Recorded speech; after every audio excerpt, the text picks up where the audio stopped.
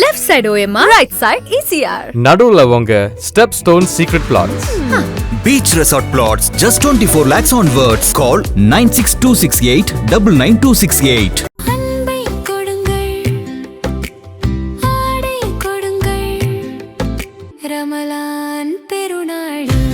Super Saravana Stores.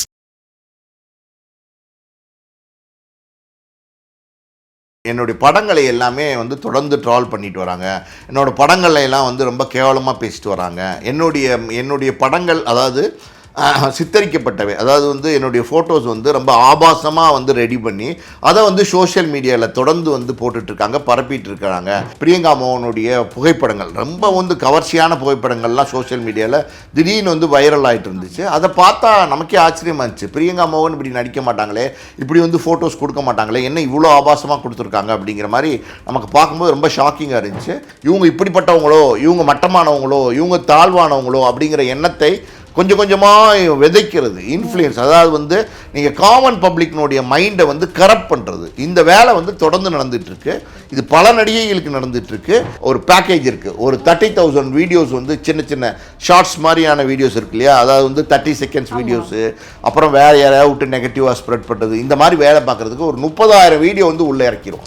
நம்ம சூர்யா பற்றி இங்கே தமிழ்நாட்டில் யாராவது கொடுத்து இதை பற்றி தப்பாக எழுதுங்க சூர்யா பற்றினா என்ன சொல்லுவாங்க, என்னங்க சூர்யா நிறைய விஷயங்கள் நல்லா பண்ணிட்டு இருக்காரு, அகமெல்லாம் வச்சு நடத்திட்டு இருக்காரு, இவர்கிட்ட போயிட்டு இப்படி எழுதணுமா அப்படின்னு யோசிப்பாங்க.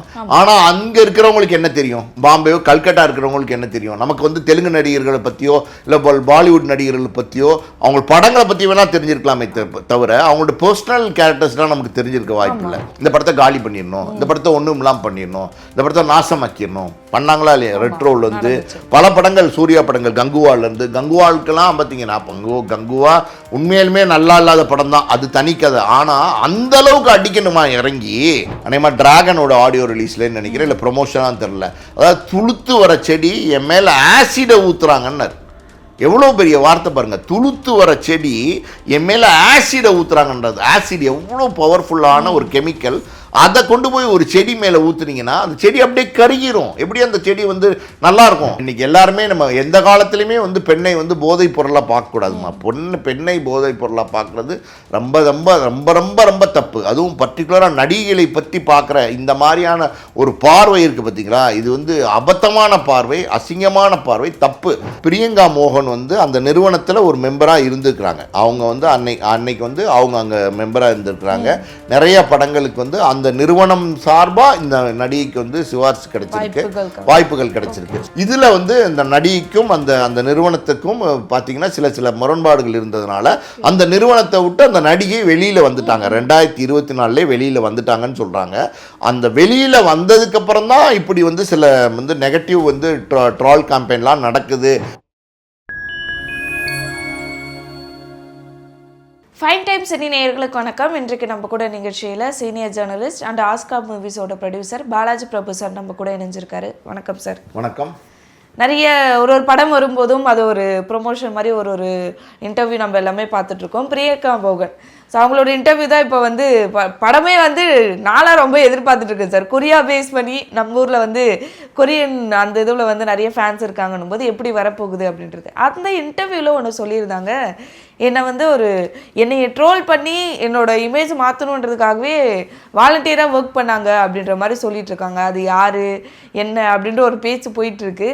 எப்படி பார்க்குறீங்க? உண்மையாகவே சினிமாவில் அப்படி இருக்கா சார்? ஒருத்தவங்க வந்து வரக்கூடாதுன்னா பிளான் பண்ணி அதுக்காகவே ஒரு டீம் வச்சு அவங்கள வந்து கீழே இறக்கணுன்றதுக்காக ட்ரோல் பண்ணுறது, அது உண்மையாக இருக்குதா? இவங்க சொன்னது எப்படி பார்க்குறீங்க சார்? அதாவது பிரியங்கா மோகன் அவங்க வந்து பார்த்திங்கன்னா முதல்ல வந்து ஒரு கன்னட படத்தில் தான் நடிக்கிறாங்க. அதுக்கப்புறம் பார்த்திங்கன்னா கேங் லீடர்னு நானியோட ஒரு தெலுங்கு படத்தில் நடிக்கிறாங்க.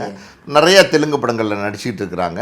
தமிழ் படத்துலையும் பார்த்திங்கன்னா டாக்டரில் நடித்தாங்க. அதுக்கப்புறம் பார்த்திங்கன்னா டானில் நடித்தாங்க. அதுக்கப்புறம் நம்ம இது சூர்யாவோட எதற்கும் துணிந்தவன் நடித்தாங்க. அப்புறம் கேப்டன் மில்லன் நடித்தாங்க. இப்போ ரஜினியோட 173 இருக்கு இல்லையா, சிபில் சக்கரவர்த்தி டைரக்ட் பண்ண போகிறார் இல்லையா, கமலஹாசன் ப்ரொடக்ஷன், அதுலேயும் வந்து பிரியங்கா மோகன் வந்து நடிக்கிறாங்க. ரஜினியோட பேரா இல்லை, அதில் ஒரு முக்கியமான ஒரு கதாபாத்திரத்தில் வந்து பிரியங்கா மோகன் நடிக்கிறாங்க. ஸோ பிரியங்கா மோகன் இன்னைக்கு வந்து தமிழ் தெலுங்கு 2 ஆர்டிஸ்ட்டுக்குமே நல்ல பிரபலமான ஒரு நடிகையாக தான் இருக்காங்க. எல்லாருக்குமே தெரிஞ்ச ஒரு நடிகையாக இருக்காங்க. அவங்க சமீபத்தில் வந்து பார்த்தீங்கன்னா மேட் இன் கொரியா அப்படின்னு சொல்லி ஒரு படம், அந்த படத்தினுடைய ப்ரொமோஷனில் அவங்க பேசியிருக்காங்க. இந்த மாதிரி வந்து என்னுடைய படங்களை எல்லாமே வந்து தொடர்ந்து ட்ரால் பண்ணிட்டு வராங்க, என்னோடய படங்களை எல்லாம் வந்து ரொம்ப கேவலமாக பேசிட்டு வராங்க, என்னுடைய படங்கள் அதாவது சித்தரிக்கப்பட்டவை, அதாவது வந்து என்னுடைய ஃபோட்டோஸ் வந்து ரொம்ப ஆபாசமாக வந்து ரெடி பண்ணி அதை வந்து சோஷியல் மீடியாவில் தொடர்ந்து வந்து போட்டுட்ருக்காங்க, பரப்பிட்டு இருக்கிறாங்க. அதெல்லாம் எனக்கு மிகப்பெரிய மன அழுத்தத்தை கொடுக்குது. எனக்கு என்னுடைய கேரியரில் நான் வந்து அடுத்த தளத்துக்கு வரக்கூடாது, நான் முன்னுக்கு வந்துடக்கூடாது அப்படிங்கிறதுனால தொடர்ந்து திட்டமிட்டு என் மேலே வந்து தாக்குதல் பண்ணிட்டு இருக்கிறாங்க. அவங்க வெளிப்படையாகவே வந்து சொல்கிறாங்க என்னென்னா ட்ரால் பண்ணுறாங்க, என்னைய ரொம்ப வந்து ரொம்ப கேவலப்படுத்திட்டு இருக்கிறாங்க அப்படிங்கிற மாதிரி அவங்க பேசிகிட்டு இருக்கிறாங்க. அது பேசியிருக்காங்க அந்த ப்ரொமோஷனில், அது உண்மைதான். அதாவது வந்து சமீபத்தில் பார்த்தீங்கன்னா ஒரு பிரியங்கா மோகனுடைய புகைப்படங்கள், ரொம்ப வந்து கவர்ச்சியான புகைப்படங்கள்லாம் சோஷியல் மீடியாவில் திடீர்னு வந்து வைரல் ஆகிட்டு இருந்துச்சு. அதை பார்த்தா நமக்கே ஆச்சரியமாக இருந்துச்சு, பிரியங்கா மோகன் இப்படி நடிக்க மாட்டாங்களே, இப்படி வந்து ஃபோட்டோஸ் கொடுக்க மாட்டாங்களே, என்ன இவ்வளோ ஆபாசமாக கொடுத்துருக்காங்க அப்படிங்கிற மாதிரி நமக்கு பார்க்கும்போது ரொம்ப ஷாக்கிங்காக இருந்துச்சு. ஆனால் இப்போ தான் தெரியுது அவங்க சொன்னது அது மாதிரி ஒரு புகைப்படங்களே நான் கொடுக்கல, ஏஐயில் உருவாக்கப்பட்டது. ஏஐங்கிறது ஒரு டெக்னாலஜி அட்வான்ஸ்மெண்ட்டு, அது வந்து நல்ல விஷயத்துக்கு பயன்படுத்தணும். ஆனால் இந்த மாதிரி தவறான விஷயத்துக்கு வந்து பயன்படுத்துகிறாங்க. தொடர்ந்து இந்த மாதிரி என்னை வந்து சித்தரிச்சுட்டே வராங்க. அதாவது ஒரு படம் நடிச்சிருக்காங்க அவங்க, அதாவது சரிபோதா சனிவாரம் அப்படின்னு ஒரு படம், தெலுங்கு படம் நடிச்சிருக்காங்க. அந்த படத்தில் போலீஸாக நடிச்சிருக்காங்க. அவங்க கேரக்டர் வந்து போலீஸ் கேரக்டரு. அது வந்து அவங்களுக்கு அவ்வளோ ஃபிட்டின் ஆகலைன்னு நினைக்கிறேன். இப்போ விஜய் சாந்தியெல்லாம் பார்த்தீங்கன்னா ஒய்ஜெயந்தி ஐபிஎஸ்சில் வந்து நடிச்சிருப்பாங்க, நிறைய படங்களில் நடிச்சிருப்பாங்க. அந்த படங்கள்லாம் அந்த கேரக்டராகவே அவங்க நடிப்பாங்க. அந்த போலீஸ் ட்ரெஸ் போட்டு வந்தாங்கன்னா உண்மையாலுமே ஒரு பெண் போலீஸ் எப்படி இருப்பாங்களோ அந்த மாதிரி மிடுக்காக இருப்பாங்க. அவங்களோட ஆக்ஷனும் பார்த்தீங்கன்னா அடித்து தூள் பண்ணுற மாதிரி இருக்கும். சில பேருக்கு தான் அந்த போலீஸ் கேரக்டர் வந்து செட் ஆகும். பிரியங்கா மோகன் வந்து அந்த படம் தெலுங்கு படம் நான் பார்க்கல, ஆனால் அந்த படத்தில் போலீஸாக நடித்ததை பார்த்து ரொம்ப பேர் ட்ரால் பண்ண ஆரம்பிச்சிட்டாங்க, பயங்கரமாக ட்ரால் பண்ண ஆரம்பிச்சிட்டாங்க. என்ன நடிப்பு இது, எவ்வளோ கேவலமாக நடிச்சிருக்கீங்க, இவ்வளோ மட்டமாக நடிச்சிருக்கீங்க, அந்த மாதிரி வந்து ட்ரால் பண்ண ஆரம்பிச்சிட்டாங்க. இன்னொரு பக்கம் பார்த்தீங்கன்னா பிரதர்னு ஒரு படம் வந்துச்சு. அந்த பிரதர்னு ஒரு படத்துலையுமே வந்து பிரியங்கா மோகனை வந்து தொடர்ந்து வந்து நெகட்டிவாக கமெண்ட்ஸ் வந்து யூடியூப்பில் நெகட்டிவாக அந்த சேனல்ஸ்லாம் வந்து ஸ்ப்ரெட் பண்ண ஆரம்பிச்சிட்டாங்க. ஸோ இது வந்து பிரியங்கா மோகனுடைய கேரியர், அதாவது அடுத்தடுத்து இப்போ பிரியங்கா மோகன் வந்து ஒரு நயன்தாராவோ திரிஷாவோ கிடையாது, ஒரு பெரிய வளர்ந்து விட்ட நடிகை கிடையாது, வளர்ந்துகிட்டு இருக்கிற நடிகை. அப்படின்னும் போது அவங்களுக்கு இன்னைக்கு ஒரு பாசிட்டிவ் ப்ரமோஷன் தேவை. அவங்களுக்கு இப்போ வந்து நெகட்டிவ் ப்ரமோஷன் நீங்கள் கொடுத்தீங்க அப்படின்னா அவங்க மேலே வந்து பப்ளிக் வந்து ஒரு நெகட்டிவ் இமேஜ் கிரியேட் ஆச்சுன்னா அவங்க படங்கள் ரிலீஸ் ஆகும்போது பப்ளிக் வந்து போய் பார்க்க மாட்டாங்க. அதாவது இவங்க இப்படிப்பட்டவங்களோ, இவங்க மட்டமானவங்களோ, இவங்க தாழ்வானவங்களோ அப்படிங்கிற எண்ணத்தை கொஞ்சம் கொஞ்சமாக விதைக்கிறது, இன்ஃப்ளூயன்ஸ். அதாவது வந்து நீங்கள் காமன் பப்ளிக்னுடைய மைண்டை வந்து கரப்ட் பண்ணுறது, இந்த வேலை வந்து தொடர்ந்து நடந்துகிட்ருக்கு. இது பல நடிகைகளுக்கு நடந்துகிட்ருக்கு. இந்த வகையில் வந்து பிரியங்கா மோகன் அவங்களும் ரொம்ப வேதனைப்பட்டிருக்காங்க. அதாவது நான் என்னை பற்றி இவ்வளவு வந்து ட்ரோல் காம்பெயின் பண்ணணுமா அப்படிங்கிற அளவுக்கு பண்ணுறாங்க. எனக்கு மிகப்பெரிய வேதனையை உண்டு பண்ணியிருக்கு. ஆனால் இதை எல்லாமே நான் பாசிட்டிவாக எடுத்துக்கிட்டு நான் அதெல்லாம் கடந்து சக்ஸஸ்ஃபுல்லாக நான் போய்கிட்டு இருக்கேன் அப்படிங்கிறது அந்த ப்ரொமோவில் அவங்க சொல்லியிருக்காங்க. ஓகே சார், நிறைய பேர் வந்து இப்போ அரசியல் கட்சிகளுக்கெல்லாம் பார்க்குறோம், ஐடி விங்னு ஒன்று இருக்காங்க, அதில் வந்து அந்த கட்சிகளை ப்ரொமோட் பண்ணுறது. அந்த மாதிரி சினிமாலேயும் நம்ம சில நாட்கள் முன்னாடியே பேசியிருந்தோம், அவங்களுக்காக தனியாக வந்து பிஆர் டீம்னு ஒன்று வச்சுருக்காங்க. ஸோ அதில் வந்து அவங்கள ப்ரொமோட் பண்ணிக்கணும், அதெல்லாம் தாண்டி யார் அவங்களுக்கு போட்டியாக இருக்காங்களோ அவங்கள வந்து ட்ரோல் பண்ணி இந்த மாதிரி போடுற விஷயங்களாம் பண்ணுறாங்க அப்படின்னு சொல்லிட்டு நம்ம பேசியிருந்தோம். உண்மையாகவே அப்படி இருக்குமா சார்? இதில் அதுவும் ஒரு நடிகைனா ஈஸி டார்கெட்டாக இருக்குதா அப்படின்னு பார்க்குறீங்களா, எப்படி சார்? ஆமாம், நடிகைனா ஈஸி டார்கெட்டாக இருக்காங்க, அதில் வந்து எந்த விதமான சந்தேகம் கிடையாது. இந்த நீங்கள் கேட்டிங்கல்ல, உண்மையாலுமே இப்படி பிஆர் டீம் வச்சு வந்து தங்களை ப்ரொமோட் பண்ணிக்கிறாங்க ஒரு பக்கம். இன்னொரு பக்கம் பார்த்தீங்கன்னா தங்களுக்கு யார் எதிரின்னு நினைக்கிறாங்களோ அவங்கள வந்து இந்த மாதிரி வந்து பிரியங்கா மோகன் சொல்கிற மாதிரி டீக்ரேட் பண்ணி தவறான கருத்துக்களை வந்து சோஷியல் மீடியாவில் ஸ்ப்ரெட் பண்ணி அவங்களோட பேர் அளிக்கிறது, அவங்களோட புகழ் அளிக்கிறது, அவங்களோட படத்தை ஓடாமல் பண்ணுறது, இதெல்லாம் ரெகுலராகவே வந்து இன்றைக்கி வந்து பண்ணிக்கிட்டு இருக்காங்க இன்றைக்கி சோஷியல் மீடியாவில். எனக்கு தெரிஞ்சு நான் கேள்விப்பட்ட ஒரு விஷயம், அதிர்ச்சியான ஒரு தகவல் என்ன அப்படின்னா, பெங்களூர், ஹைதராபாத், பாம்பே, கல்கட்டா இந்த மாதிரி பெரிய பெரிய லீடிங் சிட்டிஸில் ஒரு குரூப்பே இருக்காங்க, ஒரு மாஃபியா மாதிரி இதை பண்ணுறாங்க, ஒரு குரூப்பே இருக்காங்க.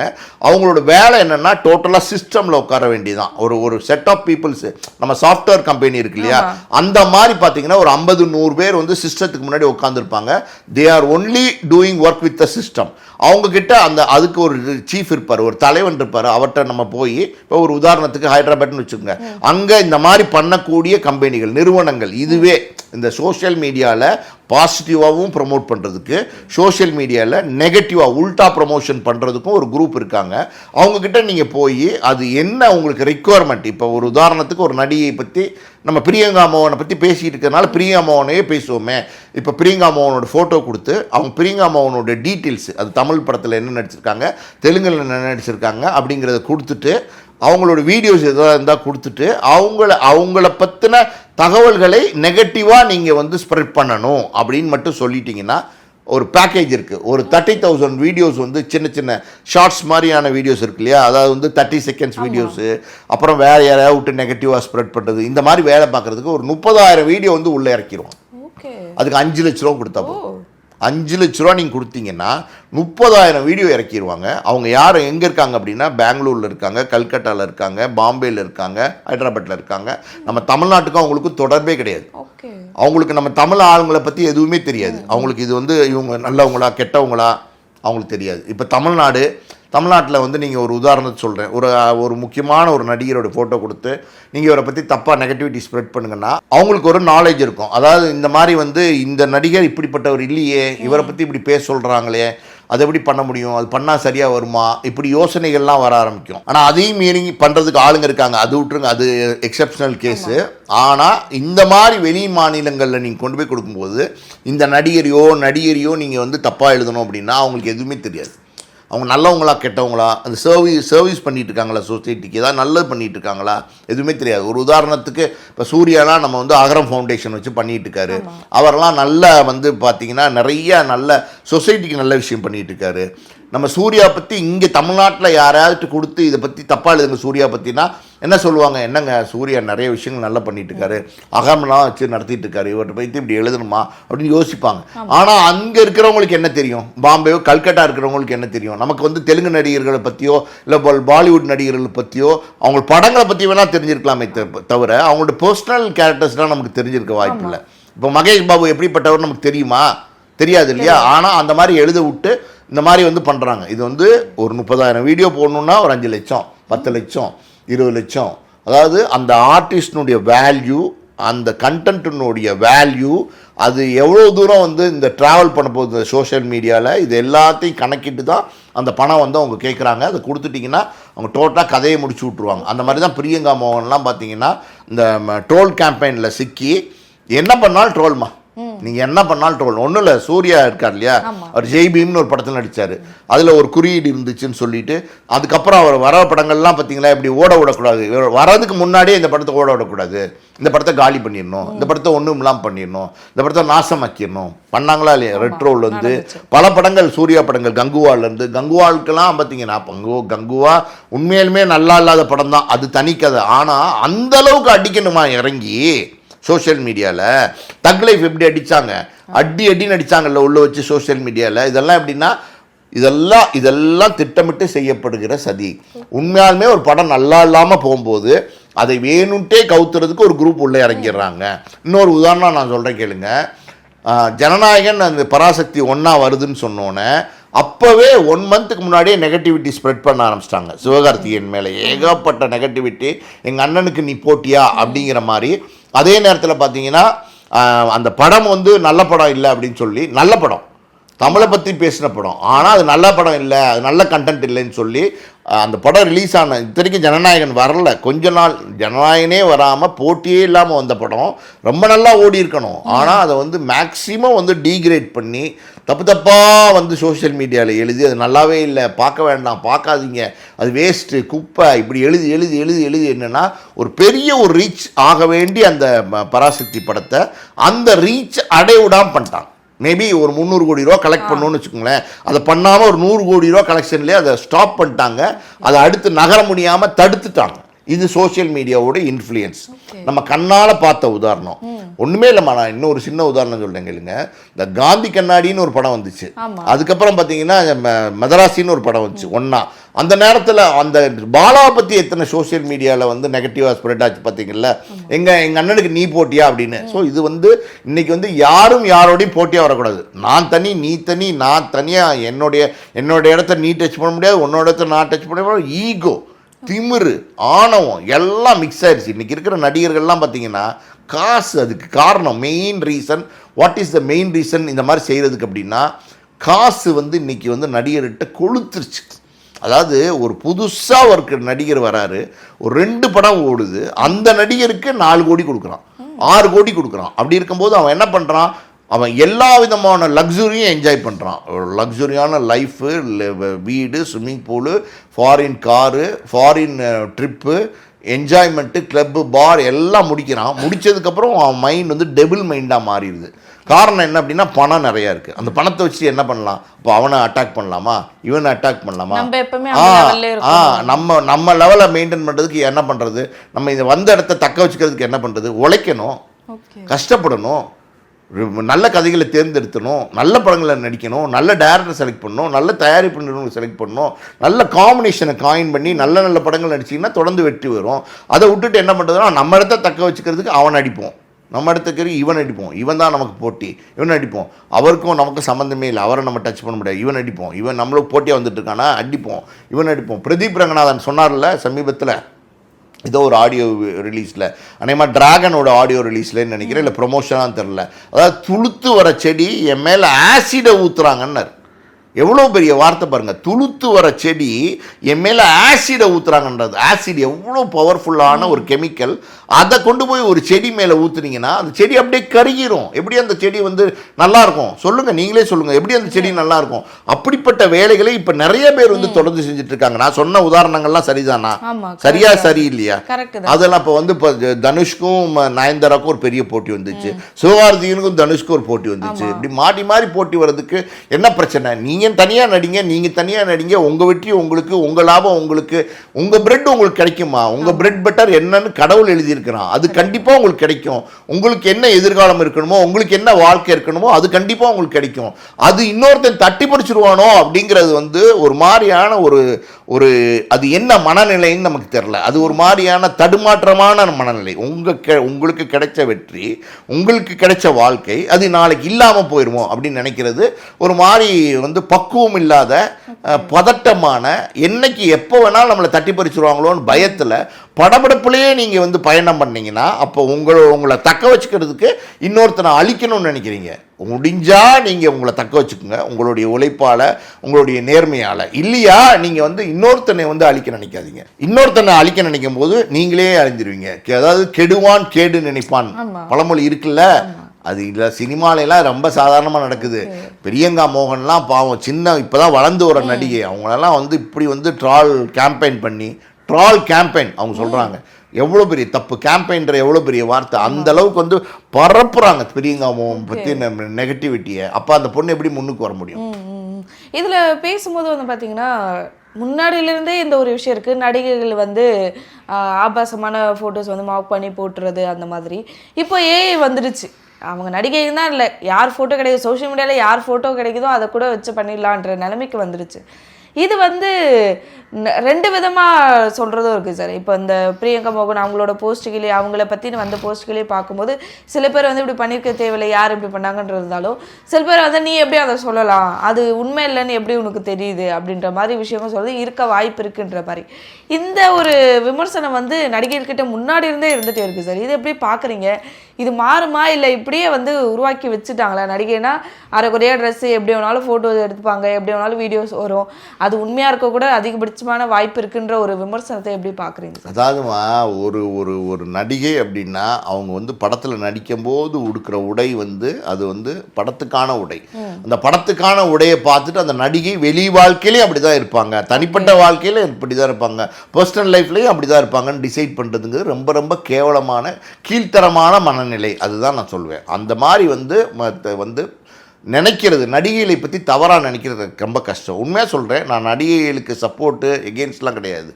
அதே தொழிலில் இருக்கிறதுனால சொல்கிறேன். ஒரு நடிகை அப்படின்னும் போது அவங்களுக்கு ஏகப்பட்ட மன அழுத்தங்கள் இருக்குது, ஏகப்பட்ட மன வலிகள் இருக்குது, ஏகப்பட்ட கஷ்டங்களை சுமந்து தான் அவங்க நடிக்கிறாங்க. அது அவங்களுடைய தொழில், ப்ரொஃபஷன்.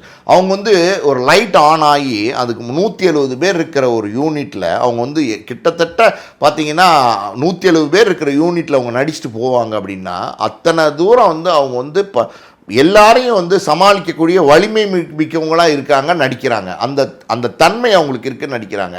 இப்போ அவங்களுக்கு எத்தனை கஷ்டங்கள் இருக்குமா நீங்கள் யோசிச்சு பாருங்கள். ஒரு பெண்ணுங்கிறவங்க நம்ம இன்றைக்கி எல்லாருமே நம்ம எந்த காலத்துலேயுமே வந்து பெண்ணை வந்து போதைப் பொருளாக பார்க்கக்கூடாதுமா.